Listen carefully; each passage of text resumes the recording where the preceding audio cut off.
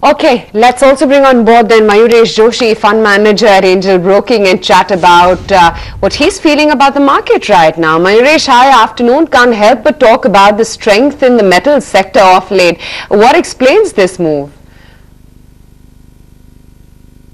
Afternoon, Ayesha. I think yes, the metal sector has seen a strong rebound both in terms of pricing, and if you look at the category as a whole, I think ferrous, non-ferrous, the pricing has moved up significantly. Secondly, I think the kind of iron ore imports that one is really hearing about in China, that is giving a fillip to the metal pricing as well. So in that sense itself, I think the demand-supply dynamics in favor of metal companies at this point of time. And domestically, again, I think as the revival happens over the next few quarters, the demand for metal, specifically I think non-ferrous metal, is expected to move up significantly. Ferrous has already seen reasonable amount of demand come through, specifically in the Indian context. So my own sense is that with pricing improvement happening across categories, the metal stocks are looking in good favor. You've already seen significant moves happening on the front line counters. I think the second line counters are playing catch up at this point of time.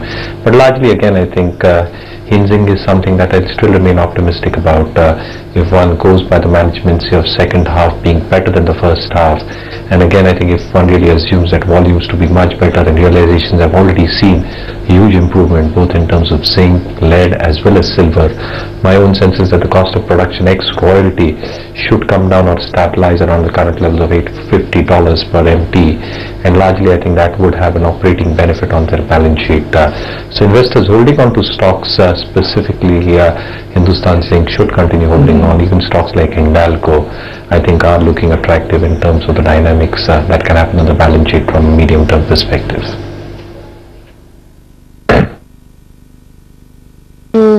Mayuresh, what about the rest of the market though? Because now that we're done with policy, even though it came as a surprise, it seems like the markets have taken, this surprise move by the central bank to not move actually in their stride. What next now? Do you think the focus completely shifts now to the US Fed policy, which is going to come about next week, and more importantly then domestic factors like earnings in January, and then of course the big trigger, the budget in Feb?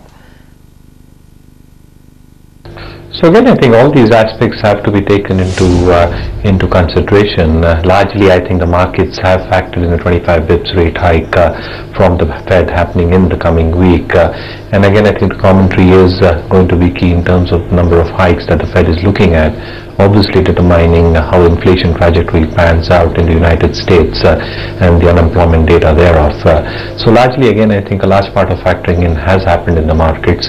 You've already seen emerging markets see a sell-off in terms of both their currencies as well as their bond portfolios. So to a certain extent, I think the factoring in of the global events has taken place. When you're talking about the domestic equation, Q3 results are going to be on the soft and tepid side. I think you're already seeing signs of that. Two-wheeler sales are down for the month of November. I think the trend can very well continue into December. Consumer stocks, because of obvious reasons, whether that be staples or FMCG companies, are going to see dip in terms of both volume as well as value. So again, I think expecting weak set of numbers to probably come through for Q3, Q4. The larger earnings estimates for FY17 will obviously be cut down in a significant way. But what happens once the normalization happens over the next few weeks? My own sense is that FY18 earnings will start appearing far better. And the estimates were initially pegged at 16-17%, even if it comes around 13-14% at the current juncture. I think that still be decent growth compared to the emerging pack.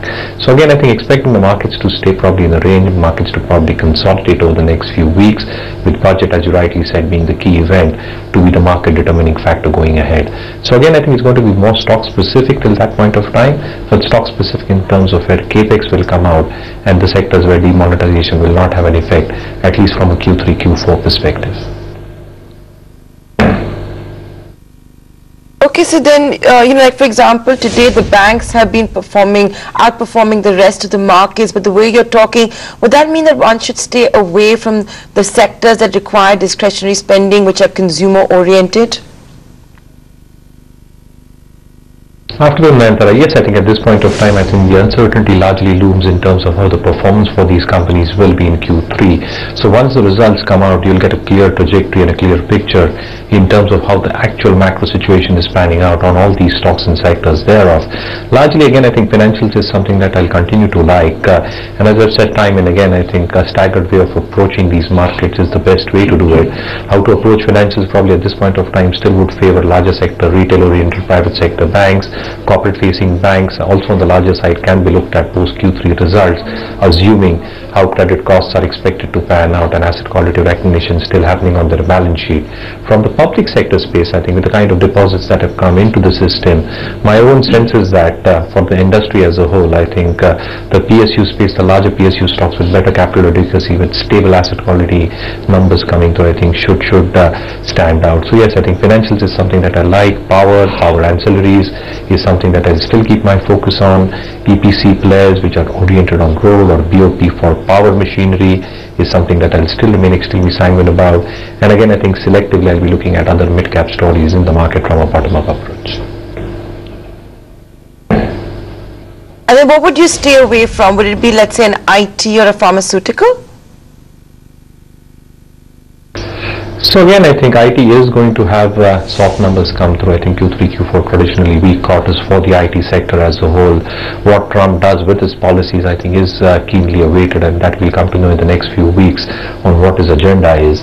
Pharmaceuticals selectively, I think, should do reasonably better in my opinion. Again, I think with the kind of commentary and noises that we've again heard from the Trump camp on probably price distortions happening for the pharma sector, that can have some amount of effect. And again, I think the FDA concerns still not being out. So largely, again, I think selectively pharma with reasonably valued companies at this point of time look good. Capital goods might still struggle in my opinion. I think with the demonetization move, private capex is really going to get delayed and deferred to the second half of FY18. So I think capital goods players are going to have some amount of issues as well. So largely, again, I think telecom, capital goods is where I feel the underperformance might continue. You have to be selective on pharma and large cap IT. Okay, Mayuresh, good chatting with you. Thanks much for taking the time out and speaking markets with us. Let's revisit what the markets are currently doing. Still skirting around exactly where we started off. Although it has to be said that small caps are now lifting off. In fact, we're now sitting at the highest point in the day for the small cap index. It's a good 1% lead that you're seeing for the small cap